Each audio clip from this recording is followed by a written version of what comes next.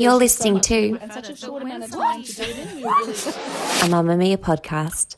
Just before I forget to say, thank you for this opportunity, right? Because our little bush charity has started with like nothing, and we're just really getting momentum. And what matters to me is helping people. This is not about me. It's not a me thing. It's a we thing. And I just, on behalf of the people you will be helping by helping me, it's going to be amazing. So thank you. Well, it's just so important to spread your message because our head of podcasts, Eliza, her family live over the hill or something. I don't know. All country people know each other.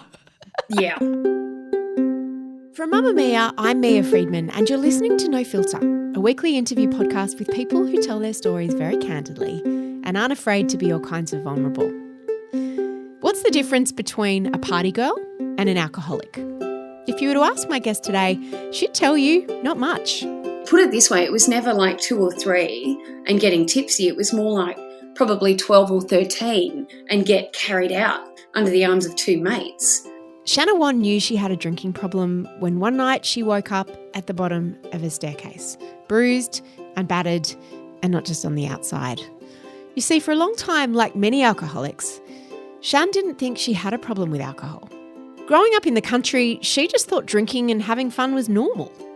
But it wasn't until her last drink in 2015 that she realised she needed help, and that country Australia has a big problem with alcohol. Fast forward 5 years and now Shanna is the CEO of a national charity called Sober in the Country that wants to change the way rural Australians see alcohol. And she joins me now to share her story, the good, the bad, and the very, very messy. Here's Shanna Whan. Tell me about Party Girl Shanna. She had no filter, that's for sure. Oh, look, I guess what I would say is that if 46-year-old me could go back and speak to 26-year-old me, I would say you're not actually a wild and crazy extrovert. You're just a damaged girl hiding behind alcohol. That's the most I can say. Yeah, I never was. I was always just actually quite insecure and quite shy, but everyone assumed the opposite because alcohol brought that out of me. You know what I mean? Yeah. What's the difference between being a party girl and having a problem? There are so many different philosophies and reasonings and opinions that are shared in this space, particularly as sobriety starts to trend. But a bit of an old rule of thumb is if you can't stop once you start, and if you have no control over your own behaviour once you're on the booze, for example, and if you consistently behave in a way that you're waking up going, oh my God, what did I do? Why did I do that? That's not who I am. You know, just that consistent feeling of shame and regret and waking up with a big nasty case of, oh my gods. And, you know, in old school kind of recovery groups, they will say things like, if your drinking is impacting your finance, your family, your friends, your work, your health, these are all big red flags. And this is the thing I'll often share, Mia, is that I was red flag drinking from the age of 18. What were some of those red flags? Well, interestingly, for me, my problematic drinking really launched after the traumatic experiences that happened when I was an 18-year-old girl. And ironically, because those experiences included rape and sexual assault, plural, and isn't it bizarre that you then, as a big drinking wild party girl, you behave in a totally promiscuous manner? It's just an insane paradox, and it's a story I know that you would be familiar with. It's as old as time. Ask any woman who's been through trauma. It's a very common backhanded response is that for me, I lost any sense of integrity, my own worth. I just felt, I think I actually said this in Australian Story, I had been discarded like a piece of trash.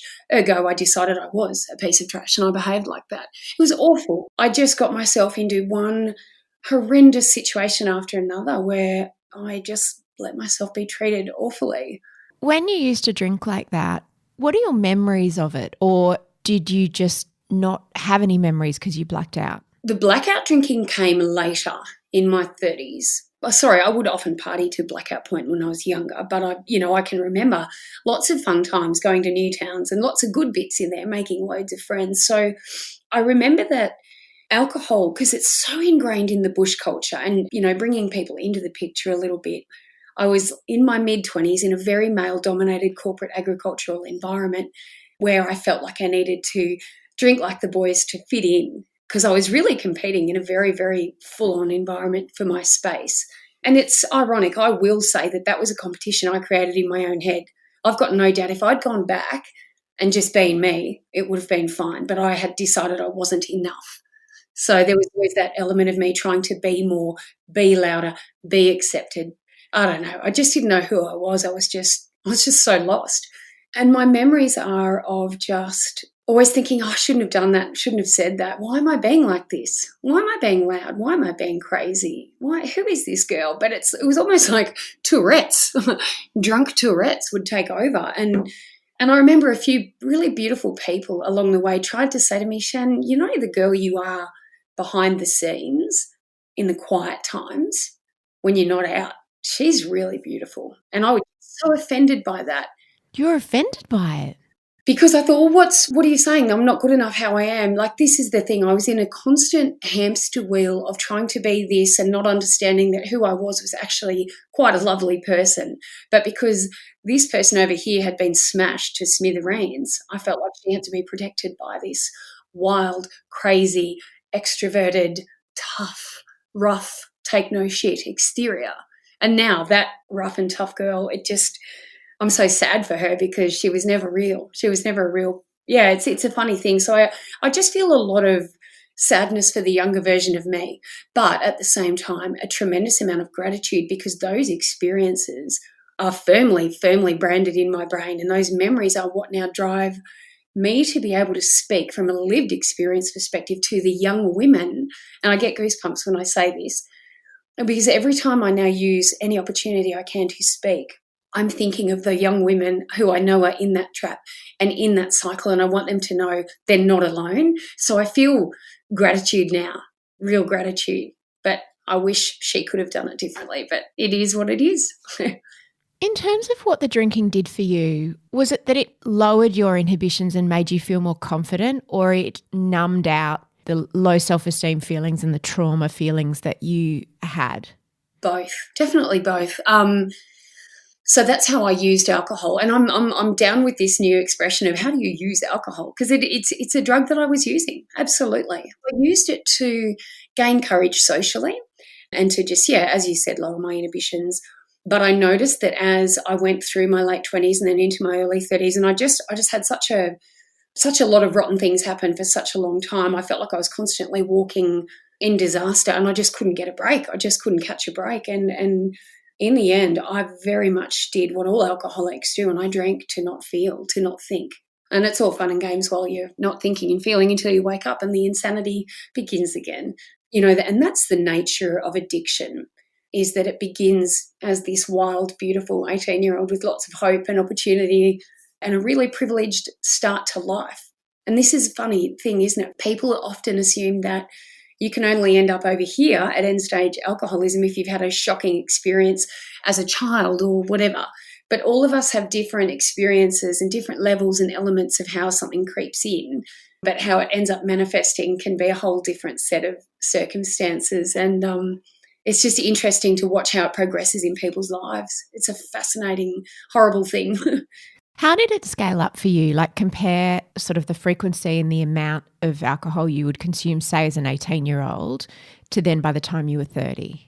So 18-year-old me was just partying when I got invited to a party in the country. So it might be Friday night, Saturday night at the pub in a small country town. Very rarely was I the responsible person who volunteered to drive people home. I'd pretty much always hit the pub and go hard. And what did go hard look like? Like, what did you drink and how much? I think I used to pace myself with the boys, which is insane. Drink until you drop attitude, honestly. Put it this way, it was never like 2 or 3 and getting tipsy. It was more like probably 12 or 13 and get carried out under the arms of 2 mates. Not always, but there are very rare memories for me where I didn't just push the envelope. And the interesting aspect of that is that it was always encouraged. Everyone always used to say, oh, yeah, that's hilarious, that's funny. And they always do, I suppose, when you're the entertainment source, because they're not the person living through it. I was like the entertainment, I reckon, for a long time there, because you could almost always guarantee Shanna would do something stupid, crazy, get on the bar, dance, numerous other things that I won't go into because it's just embarrassing, but just no filter. Would you act out sexually as well? Yeah, absolutely. The promiscuity was a huge part of it.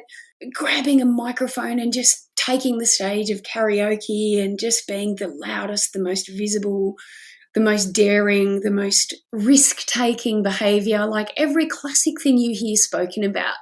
You know, if there was a girl who would get on the bar and do the coyote ugly dance, that was going to be me. If there was a girl who would do a shoey, oh my God. What's a shoey? Yeah, sculling alcohol out of a boot. Yeah, classy, huh?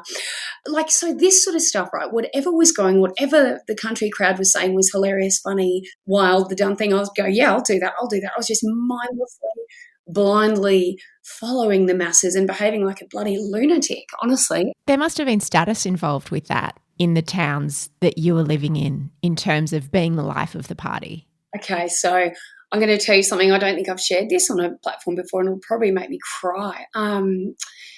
We all revered and idolised and glamorised crazy drinking. We all did. And anyone who didn't take part in that was viewed as a wowser or a teetotaler, boring, straight, whatever. Honestly, it's like how we all fitted in. And because I had come from this trauma place of feeling worthless, all I wanted more than anything to just be loved and to be accepted no matter what. So I put my own integrity, my own morals, my own true self to one side and just performed according to whatever anyone said was going to be the cool thing on a given day. I was just a puppet. And I remember at university, one of my guy mates who I had a crush on got drunk one night and he said to me, oh God, honestly, it just broke my heart. Because I had a girlfriend called Sam, beautiful, beautiful girl. And he said, yeah, so you're the girl we all want to sleep with and she's the girl we want to marry and take home to mum. Oh, and it just broke my heart.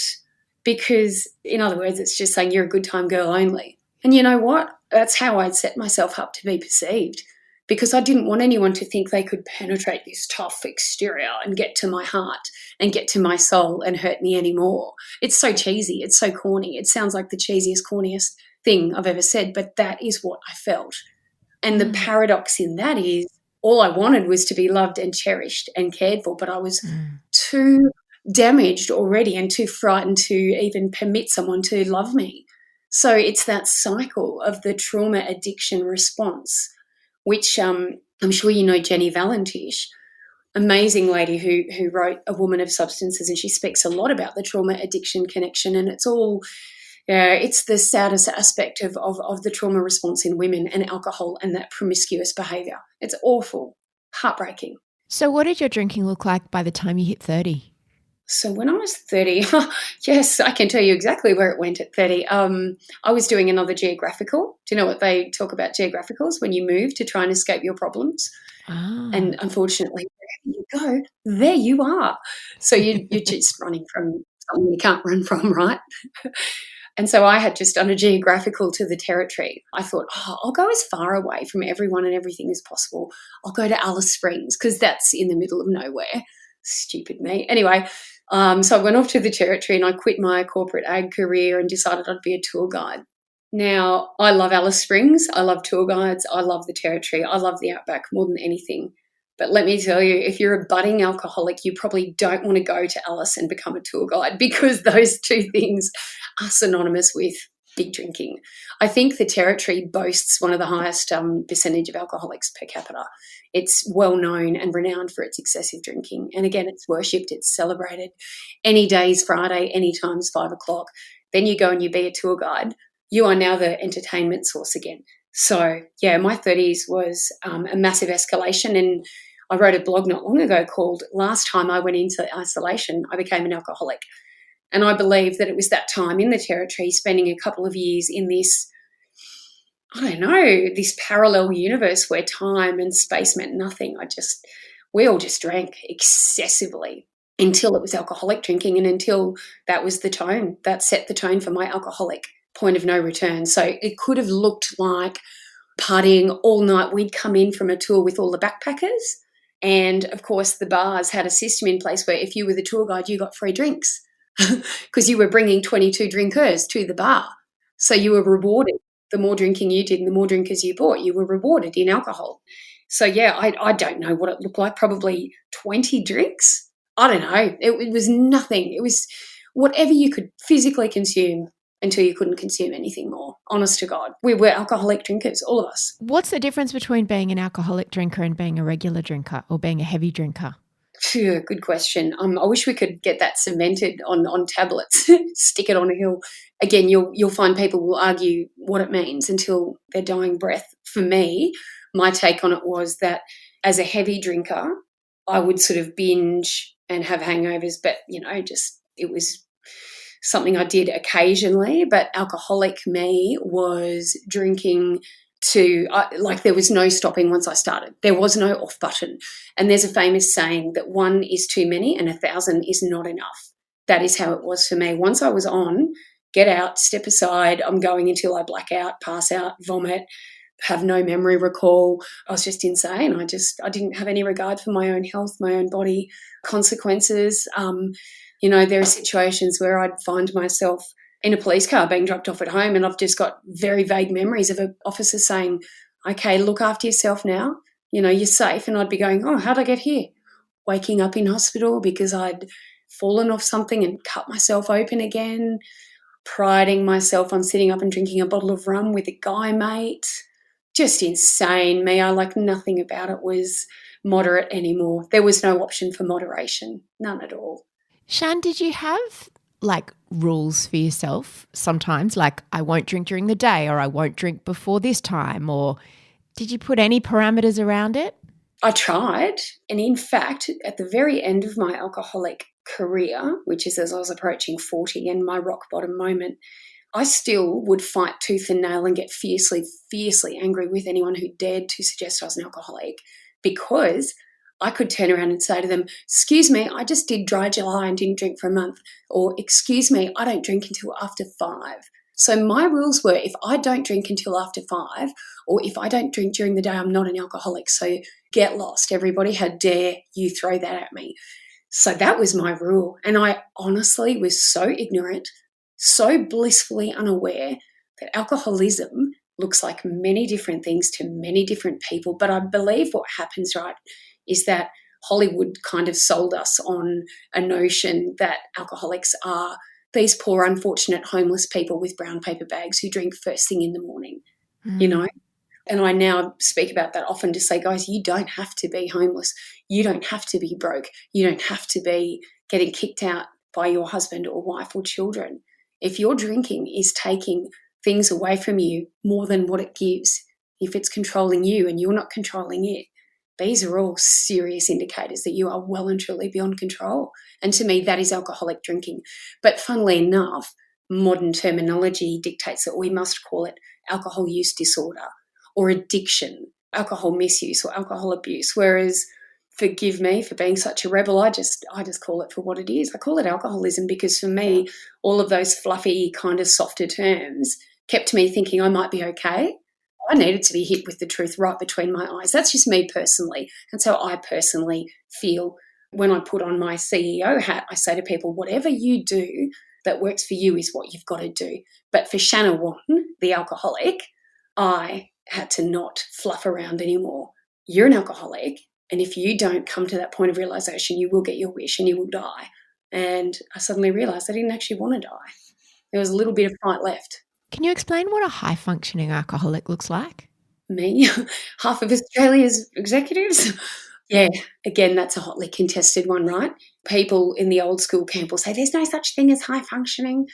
But I think that generally speaking, when people speak about that, I think if you scratched around, they would say it's someone who looks like a gorgeous Mia Friedman, who gets up and shows up and goes to work and performs like a regular human who's perceived as successful.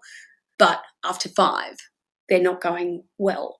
That's how it was for me. So I used to say I was high functioning, and I would work 14-hour days. I'd stand up and present on stage and host events and be amazing.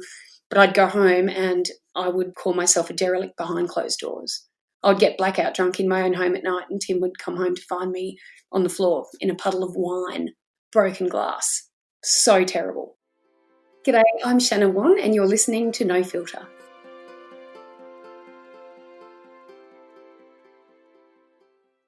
How did you meet Tim? Well, you know how I was saying before I ended up in the territory? So Tim was actually a friend from the old days, but he was a nice guy. So he was just not even registering on my radar because I was too busy pursuing bad guys who treated me like dirt. Oh, yes, You know, those ones. absolutely. What is wrong with us? Seriously. Anyway, so Timbo was just a mate who I knew from ag life. You know how we were saying before we came on air, everyone in the bush knows everyone? Yeah. So Tim, aka Whanny, was just a bloke I knew well. He's just a really nice guy. He and I shared a road trip to go to the Territory. So he had actually been up there tour guiding. Back in the day, we didn't have social media. He'd been emailing a group of us friends saying, oh, you guys should come up here to the Territory. It's bloody awesome. Best way to learn about Australia, blah, blah, blah. And I messaged him one day and said, hey, Whanny, what's this tour guiding thing like? I'm chucking the towel in and ditching corporate life and I'm looking for a sea change.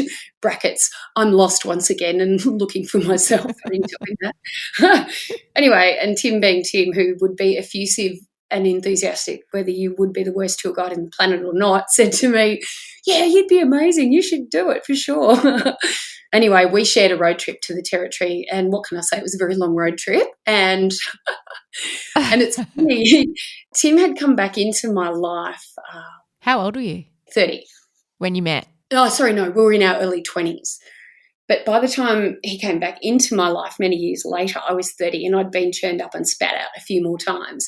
And I remember when I picked him up for that road trip, and I remember when he walked out the door of his mum and dad's little farmhouse where he was staying that weekend, and he gave me his full wattage smile. I sort of looked and I looked again and went, hang on a cotton picking minute. I might have missed something here. And I just remember thinking, shit, Shanna, where were your eyeballs for 10 years? I just remember thinking, you've really overlooked a guy here. And it was almost like, this is going to sound really, really predatorial, and it's not meant to, but it felt like I imprinted on him the moment he smiled. I sort of, in that minute, my heart kind of just felt this bizarre, absurd surge. I don't know, I felt this surge of holy moly. And that was the beginning and the end of the romantic version of the story. From there on in, it was just hardcore dysfunction for a long Did you drink a lot on that road trip that first time?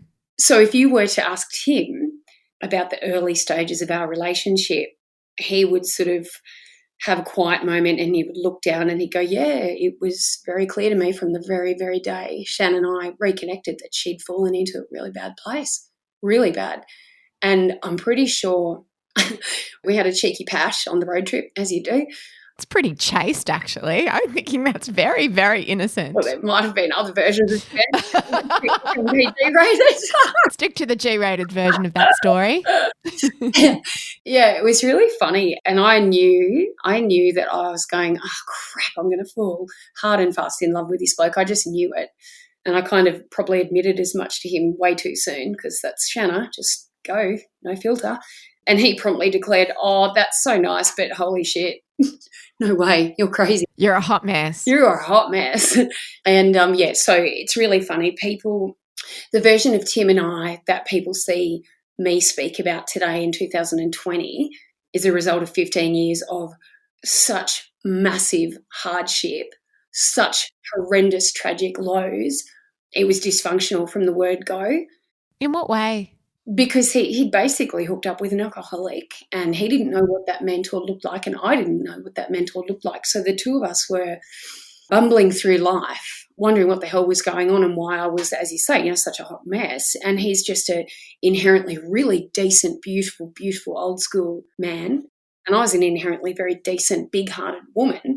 But we were both fighting against something you cannot win a fight against, which is alcoholism. But because we didn't have any education or knowledge or real talk or real truth or access to what the hell that even meant, we just thought, oh, it's because Shan's depressed or Shan's had a hard life or whatever the hell was wrong with Shan.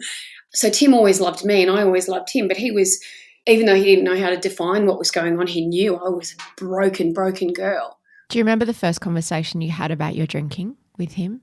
Yeah, it was literally after our first pash the next day. I shouldn't say pash. Oh, I love the word pash. What happened the next day? Oh, I think at that point he just tried to say to me, gee, Shan, you got fairly tanked last night. You drink a lot for a girl, something like that. And, of course, me being me, I was like, oh, yeah, dismiss, brush over, righty-rah, Did you find that embarrassing? Yep, always. Drunk Shanna would always do and say things that sober Shanna didn't even have in her. It was like I was an insane version of myself when I drank. For the first hour or two, I funny, charming, gregarious, could walk into a bar and command everyone's attention and be the star of the show for, a period of time. And then it was from 0 to 1,000. And when I was at 1,000, I was the messy, annoying, embarrassing friend you had to cart out or call the ambulance for, or just pull off some horrendous bloke who was basically just being disgusting, whatever. I just no boundaries. So, yeah, I was very ashamed and embarrassed that it had been brought up so quickly, and that would repeat itself for nearly 10 years. Oh, wow. And just get worse. So throughout the course of Tim and my relationship, then marriage, then recovery, it's sort of in 5-year blocks. You could almost say 5 years together, married, 5 years of alcoholism, recovery, 5 years of sobriety. We've sort of got 3 blocks of life. And during the descent, which I guess you would say was for me from age 35 to about 40, and that was a period where it was obvious we weren't going to be able to have children. That was the period where it was really obvious that I was in serious trouble, and things had now gone to the point of it was very, very obvious to people closest to me that there was something very wrong. When you say it was obvious, and tell me if this is too personal, but when you say it was obvious that you weren't going to be able to have children, is that because of your alcoholism? Yeah, I believe it is. When I was in my 30s, when we finally got married, and poor Tim, he was a bit reluctant to do that because he knew I wasn't okay, but he loved me, so bless his socks. He jumped in and made a commitment. Yeah, and we knew we wanted to start a family, and I knew I had to sort myself out because I was behaving like a 21-year-old, partying, drinking, smoking, just workaholism. I was just flat stick, at every angle. Anyway, we had struggled to conceive, and we went through the whole process of getting prodded and poked and tested, and no reason was given as to why we weren't falling pregnant. And of course, any decent naturopath and doctor I got a hold of said, well, Shan, you can't drink, you can't smoke, you can't do this, you can't do that. So I would pull myself into line, and this was the beginning of the life chapters where I would go and do detoxes at health retreats. I would go on big sober periods of time for up to a month or 6 weeks. I think I did 4 months once.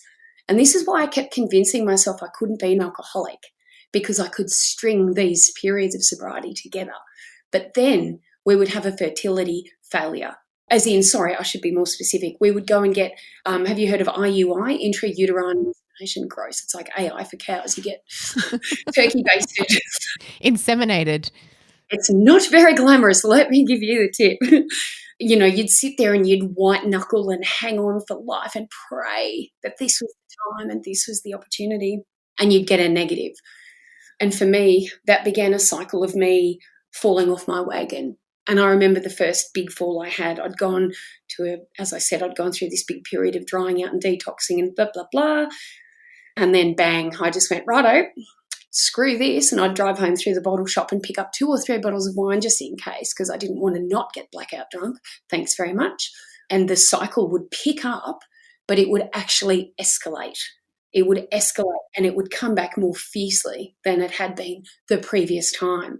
And that cycle then repeated itself for about 5 years. Health kick, dry out, dry July, you name it, fancy challenges, and me then saying to everyone, see, sucked in, told you guys, non-alcoholic, fertility attempt, fertility failure, wagon, gone, falling, bang, relapse, whatever words you want to call it. That was the cycle. And it just escalated. And the periods between those gaps got shorter. And eventually I was giving up on the possibility of being mum. I was blaming myself. I was now stuck in that very selfish cycle that comes with alcoholism, which is, they call it the poor me's. I was in the poor me, another drink phase. You might, I don't know if you've heard that expression. Haven't. And what do you remember of Boxing Day 2014? Yeah, gosh, wow, that was the beginning of the descent. I remember I had been out at my beautiful husband's family farm, and my sister-in-laws and all these people that were connected to our good, like the Whan family, just the nicest people in the planet. And they have lovely friends. And all of these lovely, lovely, normal, fertile, healthy people were gathered on the lawn with all of their newborns and their toddlers and their pregnant tummies, because that was the age we were all at. You know how everyone goes through those phases at the same time when you're the weirdo who doesn't. It's gut-wrenching when you're trying to be pregnant and everyone else is. God, yeah.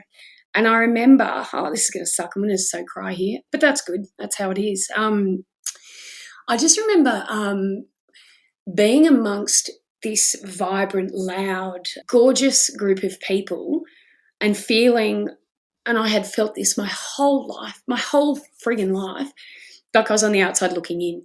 And I just remember going internally thinking, you just don't belong here. You don't belong anywhere. Fair dinkum, you just don't belong anywhere. And I just remember this overwhelming feeling of grief and heartache. It was like a physical pain.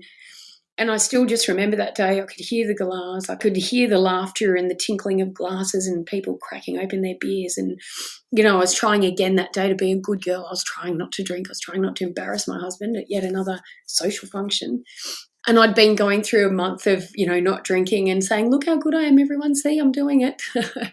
And I think I got to about midday that day. And I couldn't find my spot in the crowd. I couldn't. I just didn't know what to do with myself. I just felt like a total friggin' loser. And I remember I just got up and went, can't do this. And I just got up and I just walked like a robot straight through the crowd. No one even noticed anyway because they're just busy with their own kids, their own lives. You sort of become a bit invisible, actually. And I don't mean that to sound self-pitying, but it's just kind of, that's how you feel at that stage. Anyway, and I got in my car and I drove to town, which is 40 minutes away, and I went by the bottle shop and I just said, make it 3, please. And I went home and I just proceeded to write myself off as quickly as I possibly could. And I'd been sort of entertaining suicidal thoughts, probably for bloody 5 years by then. Or I could better describe it as I didn't really want to live, but I didn't really want to die. I was like trapped in this hell on earth. It was just awful. It was just a constant state of feeling lost, And that was the day I fell down a flight of stairs. So everyone realised eventually that I'd just strolled off, and Tim, I think he'd run me. I can't even remember now, but I'd gone home to annihilate myself and woke up in emergency the next day with tubes coming out and Tim standing over me and these poor, beautiful frontline girls and nurses and everyone going, it's okay, Shanna, you're safe. And I was just freaking out, and I had this bandage. I'd put a massive gash in between my eyes. I mean, Tim came home to find me at the bottom of a flight of concrete stairs, bleeding, thinking I'd broken my neck or killed myself, poor bloke. It was pretty shit. And, eventually we got home from the hospital, and it was a very, very distinct memory of Tim sitting there. I was on the bed and he was just stroking my hair, and I could just see he was absolutely at his end. He was at his end. And I was waiting for the recriminations. And because family members don't understand this damn disease, they don't know what to say. They don't know what to do. And as every family person who's loved an alcoholic will tell you, they will try everything from why can't you stop to me to what's wrong with you, how could you? They'll go through the whole raft of it, right? And we don't have an answer because we're trapped now. We're properly addicted and we are insane when it comes to alcohol, actually.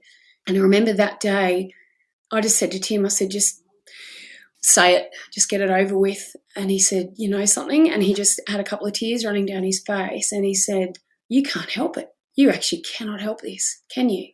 And that just split me in half because I had to admit that I couldn't. So instead of him saying, how could you, why did you, you were such a jerk when you drink, or all of these things that, he had every right to say, he just said, you can't even help this anymore. And I just fell apart. I literally just fell apart. And that is the moment that would lead to our miracle, as I would describe it, when everything changed, is that rock bottom moment. Again, it sounds like a cliche, Mia, but for a lot of chronic alcoholics, often we won't pull ourselves up until it's a life and death moment. And that was my life and death moment. It's like, you're going to die. You are actually going to die here. You're buggered. Like, you're at the end. You are at the end. What was the next thing that you did? So I did the one thing I had never done, which was to pick up a helpline. I'd tried so many things in the 10 years. My family has always been very generous to say, Shan, even though you were consistently falling down the rabbit hole, you never stopped trying. God, you tried. You tried so many things for so long. You were never arrogant. You were always trying and always apologising and always just baffled by this thing that was happening and that you were doing to yourself. Anyway, I just add that in there because I had tried so much. Whatever you can think of, I had tried, except reaching out a ring helpline. And I called Alcoholics Anonymous, actually. And I'm sure they've had 275 billion people do exactly what I did, which is to say, I'm in trouble. I'm going to die. I don't know what to do. Help. Please help me. And, of course, the next thing they said was, oh, well, look, there's probably going to be a support meeting nearby. Let's have a look. Where do you live again? And I told them, and there was a tappity tap on the computer, and he goes, oh, yeah, there's a meeting over here. I was like, oh, okay. And he said, that's close by, isn't it? And I went, oh, it's 300 Ks. And he goes, oh, there's got to be something closer. And I went, I wouldn't bet on it. Which is the big problem, right, for the country? Oh, I can't wait to delve into that with you. Yes, it's immense. It's huge. But fortunately for me, he was able to give me the number for a local girl from that spot. He gave me her mobile and said, look, just try ring this girl. She runs meetings and she's a really helpful and awesome person. And so I did. And I remember ringing that number and it rang out and I went, oh, there you go. Well, I tried. Oh, well, too bad. Tick. And I threw the mobile phone on the floor and I was like, ugh. Isn't it stupid? Isn't it the silliest thing? I totally get that feeling. I can totally imagine doing that. Yes. And I did. I was like, oh, well, I tried. So there you go. That's another thing. Tried and failed. Yeah. Anyway, next thing the bloody phone rang and I jumped 6 feet and I knew it was the same number. And I went, oh, God. Anyway, I picked it up. Lo and behold, the girl on the other end was divine, absolutely divine. And the long story short is we began chatting. And about a month after we were chatting, I drove to visit her and attend one of the meetings that she was running as a volunteer. And in that month, I swear to God, that girl and her ability to speak with me, to speak the truth. And so she's what you call a recovered alcoholic. So not someone who could ever go back to drinking again, not cured, but someone who is happy and joyous and free, as the old school people will say, meaning she doesn't think about or need or want alcohol. And I just went, what? That's not even possible. You must be kidding me. This is ridiculous. But I was fascinated. I was like, I need to hear more about this girl. I'm sure she's talking crap, but, I'll go meet her. Anyway, when I drove to meet this girl, I remember she walked out of the building with this big, strapping, handsome fella under her wing, and they were just divine. They were these beautifully presented, well-dressed, well-spoken, articulate, young, fit, healthy-looking country couple. They stepped forward and gave us a smile and a hug and, g'day, I'm Ali, g'day, I'm Dan, and they hugged us. And it's, by the way, I'm not breaking their anonymity saying that, just have to clarify that for people who understand how that works. These guys are public about their story. Anyway, and I was like, oh, my God, they're really attractive and normal looking. And they don't look like they've nearly died or any of those things I was expecting. Because I was so ignorant, Mia. I was so uneducated. I had so many stigmas in my head about what an alcoholic looked like, sounded like, walked like, talked like. I was so stupid and uninformed. I really was.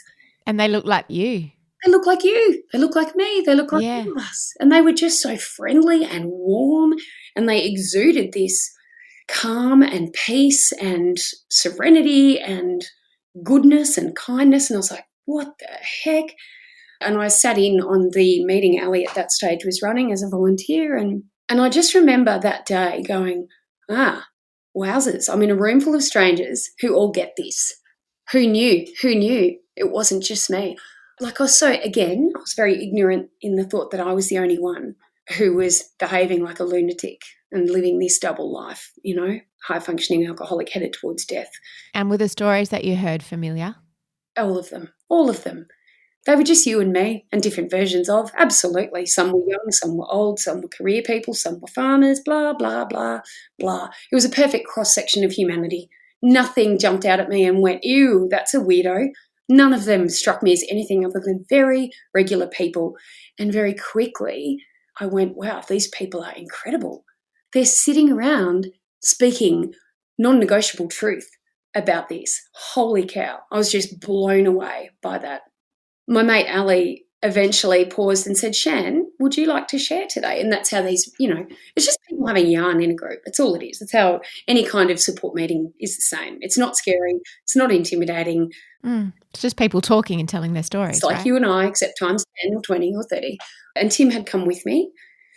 And I remember going, this is your chance. And I just kind of knew this was a pivotal moment of my life. I was like, here's the narrow road, here's the wide road. You've got a choice to make, and today is the time to make it. And when Ali said, would you like to share, I went, yeah, I would. And I stood up and I saw Tim sort of look out the side of his eye at me, and he was holding my hand as I stood.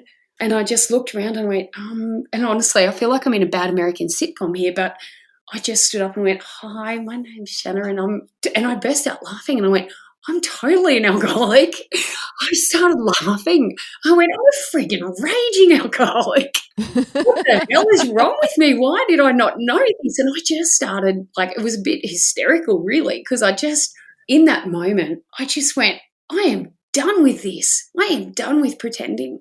It was this really serious epiphany of letting go. And again, I'm at pains to not sound like a mad hippie here because I just want to really respect everyone's different versions of how this has gone for them. But for me, in that moment, it was like I just went, "That's it. No more of this. No more pretending. No more lying. No more going, I've just got a bit of alcohol use disorder and I'm just having a break from drinking because I've had a hard life." It finally just came home like a bolt to my heart. If you don't speak the truth here, Shan, this moment is gone and you're going to die. I just had this supernatural conviction that this was it. And I just stood up and I just told my story. And I said, "I've never said that before. I've never said the A word. And you know what? It's not even that scary. It is what it is. It just is what it is." And I'm actually so grateful to be standing here today sharing that. And I just looked down and Tim, once again, was sitting there with tears just running down his face because he'd been asked, my whole family had been saying, "Shan, do you think you might be an alcoholic?" And I'd ripped their heads off, because who wants to be that? And all of a sudden, I just gave it over and I was like, "Yep, I'm done." I went home in the car with Timbo and we were sort of looking at each other across the passenger seat and he's going, "Sweetheart, how do you feel?" And I was like, "I feel really good." And he's like, "Okay." And we were almost too scared to talk beyond that because I was that close to being dead or locked away or killing myself. We were on the knife's edge. We were just plummeting towards no return. And he knew something had shifted. And the next day when I woke up, he's like, "How are you feeling?" And I went, "I'm okay. How are you feeling?" And he's going, "I'm okay. Do you want breakfast?" And I'm like, "Yep." And we just didn't speak. And this went on for a few weeks. But I was going to bed at night with peace in my heart. And I don't know how to ever explain this. And people who've never found their own way into being fully recovered from alcoholism understandably get really upset at the notion of being recovered. I get that, right? Because that was me for 10 years. I was like, what a load of rubbish. How ridiculous. You can never stop feeling like this or that. You mean that you could never stop wanting a drink? Yeah. I just didn't think it was possible. And what happened is in our lives, when I did actually completely acknowledge and metaphorically surrender my own situation and stopped fighting, I stopped denying, I stopped lying. With that, all the power of alcohol kind of went out the window. It's very, very difficult for me to this day to explain to you. And that was the 22nd of February, 2015. That's the last time I thought about alcohol. It just it left the building.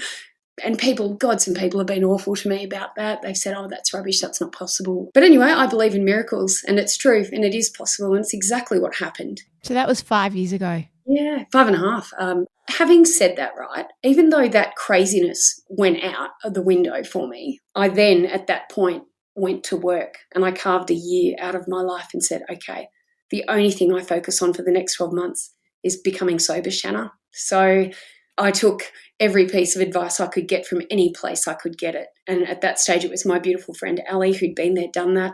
I ordered $300 worth of literature.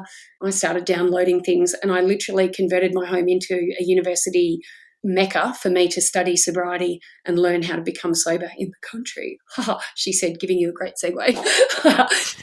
Well, yeah. Why is doing it in the country so much harder, do you think, or so much different to doing it in the city? So many reasons. Geographical isolation, number one.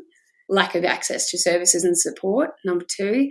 And the fact that a lot of rural people are very hardworking, very busy individuals with an increasing set of challenges against them, whether it's weather or floods or fires or drought or whatever the friggin' latest disaster is. They don't have the time to leave their businesses or homes or families or farms or whatever it might be. And they certainly don't have the money to travel 600, 700, 800 kilometres to a major centre or city for an appropriate rehab, or amazing psychologists who they can be anonymous with, etc., etc. It's almost like the barriers for a rural person to get support and help are so insurmountable. They're so insurmountable. Then there's the whole fact that if you are being told by your GP locally that, oh, okay, so you're struggling with alcohol, well, you better go to an AA meeting. Firstly, you're probably not going to find one in your district because hardly any of them operate in little towns anymore. And secondly, even if you could find one, you're not going to be anonymous. Everybody knows everything about everybody in a country town. So there's just barrier after barrier after barrier. And that's why a lot of people in the bush have such a desperate lack of success. The hurdles are just so massive that they're knocked over before they even get started. And in the meantime, we glorify alcoholic drinking in the bush. We measure a man by his ability to drink alcoholic quantities of booze. So it's like, you drink, you're a legend, but if you become an alcoholic, we're going to put you over here in a corner. It's just this weird thing that we do in the country when it comes to grog. It's interesting what you said. I'd never thought about that before, the idea of the anonymous meetings. First of all, the geography of that is very impractical in the country. And secondly, the anonymity. Like in a big city, you can go to a meeting and maybe not even see the same people twice, I would imagine. And there is that degree of anonymity. But in the bush, even just being seen to arrive in a building or leave a building where I imagine everybody knows that these meetings are taking place, suddenly you're not anonymous. Yeah. Oh, look, there goes that Mia with her beautiful brown bob and her funky little car. Oh, she's going to the AA meeting. It's incredibly confronting for people. And may I add a really important disclaimer here that I actually think AA is a tremendous organisation and we recommend them to people who can access it. We do. When I say we, I mean the charity. But all I say is that if you can find it and if you can be anonymous, that's so great. But what happens to the people who can't? Where do they go? And as we spoke about before we came on air, part of my own recovery story was helping other people. And I did what was suggested of me and I established and started running a meeting in my own little country town. And I spent 2 years baking scones and unlocking the building and rubbing my hands with glee, going, come on, everybody, where are you? Where are my people? Where are my people? And, anyone knows you. We've got alcoholics falling out of trees in country towns. It's just how it is. But they weren't falling into your meetings. Certainly we're not falling into my meeting. And I'm not going to go and cold call people and rock up at their house and go, hey, you piss wreck, come to my meeting. So I sat there like the biggest loser for nearly 2 years. And some nights I'd go home in tears. And I'd be like, why won't they come to the meeting? So I would just study and journal and write and learn and go, oh, well, try again next week. And it is really important that I share this with people because I had criticism, fierce criticism from people when I started speaking publicly. And people from within the city would say to me, oh, look at this idiot trying to do something different. Doesn't she know about this or that? And it's always heartbreaking because I'd be wanting to react and say, oh, yeah, I totally know. And I tried that for 2 years. So, yeah, please don't be so mean. How did you decide to start Sober in the Country? The idea of being online seems so logical and so obvious. It does, doesn't it? Yeah, so basically it was because I tried and failed for about 3 years after I had had my own freedom from alcohol. But again, I went into my recovery very, very cautiously, very quietly and very respectfully.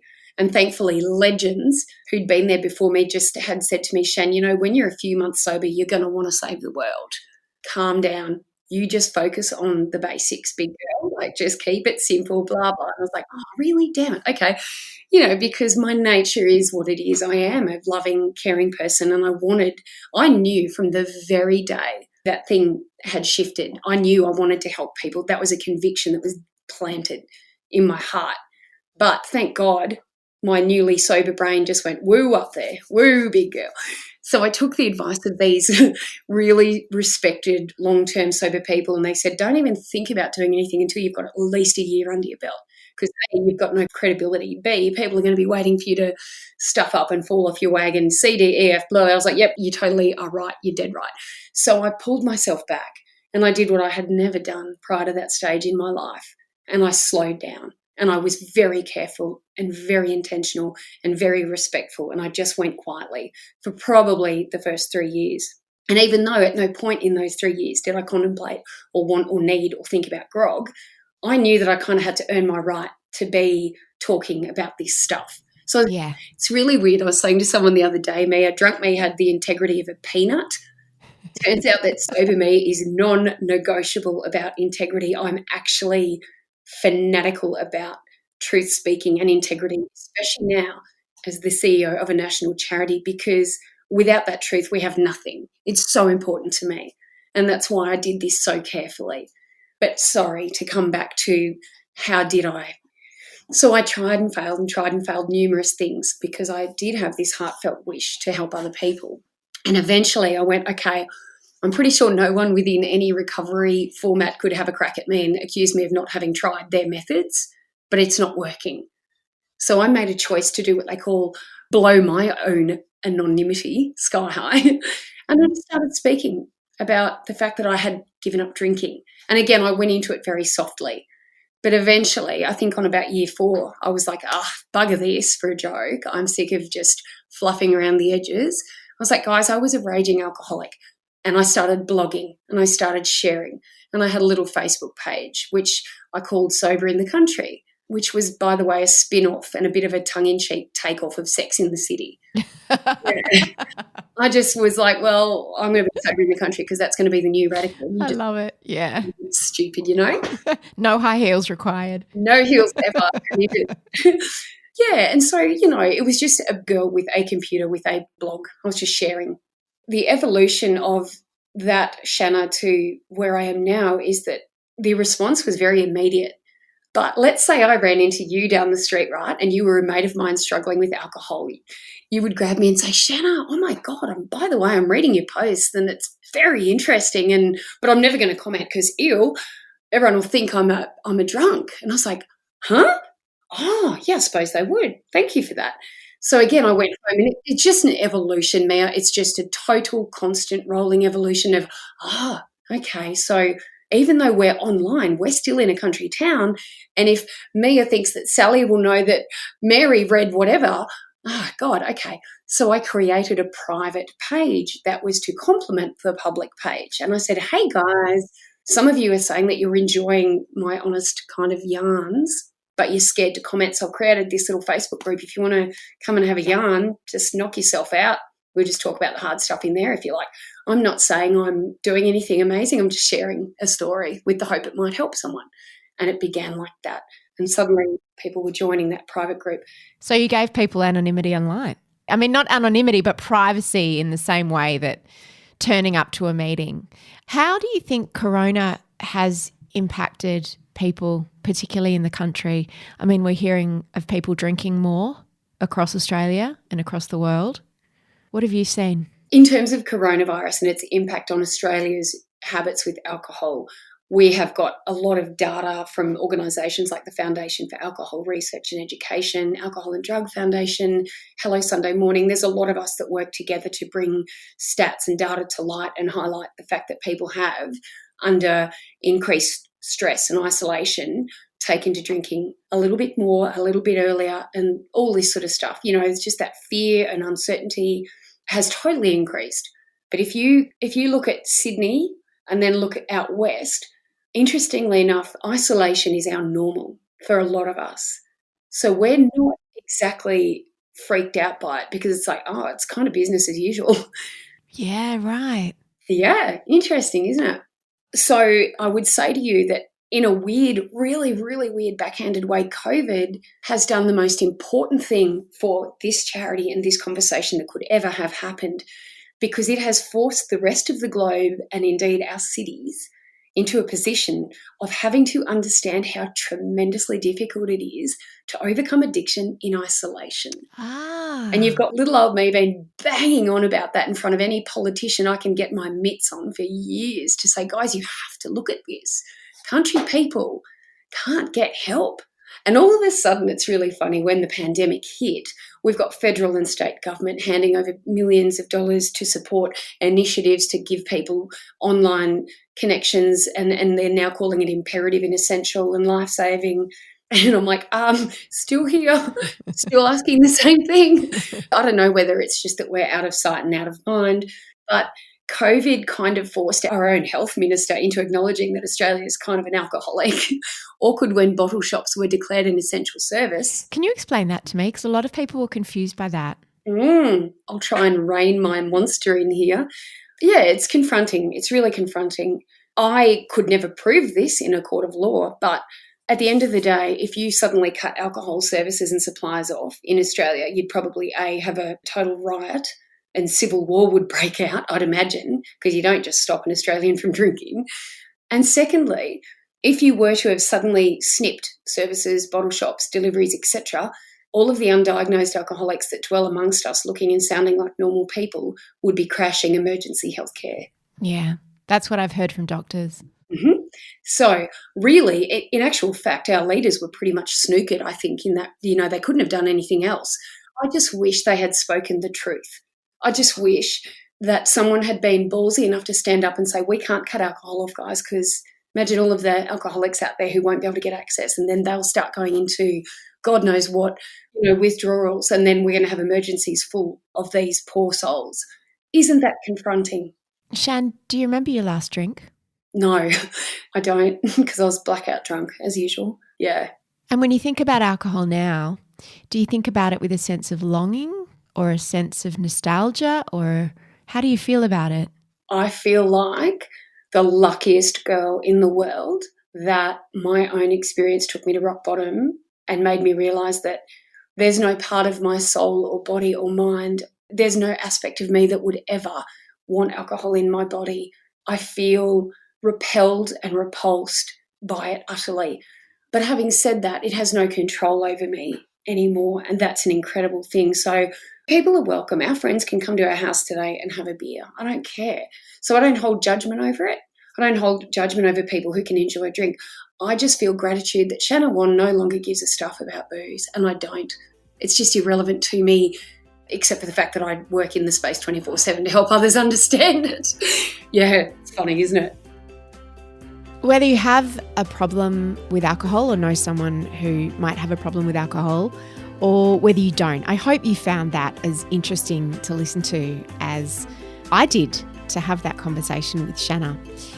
Later this week, we're going to be popping another episode in your feed about this topic of alcohol addiction. It's a little bit different to Shanna's. It's with a woman called Heidi from a show on SBS called Addicted. And Heidi is not yet out the other side of her experience. So keep an eye out in your feed for that episode later this week.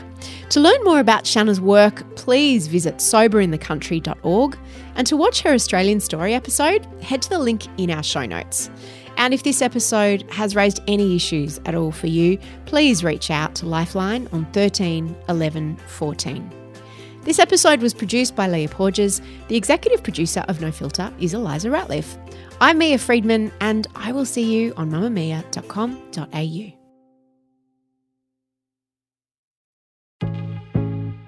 Lee, it's time for us to do a little bit of a promo. Tell us all the things about the You Beauty podcast, please. Okay, well, do you ever find it hard to find the right nighttime ritual for your skin? Yeah. Or maybe you have excess chin hair and you're not too sure how to get rid of it? Guilty! Well, what about those times when you've only got a certain amount of money, but you really want to try all of the new things, like a serum or a face mask or an eyeliner or the new mascara? Okay, all right, they get it. So listen to us, Kelly and Lee, every Tuesday as we answer your questions on beauty products, treatments and rituals. It's the You Beauty podcast. It's the You Beauty podcast, the podcast for your face. I already said that, Kel.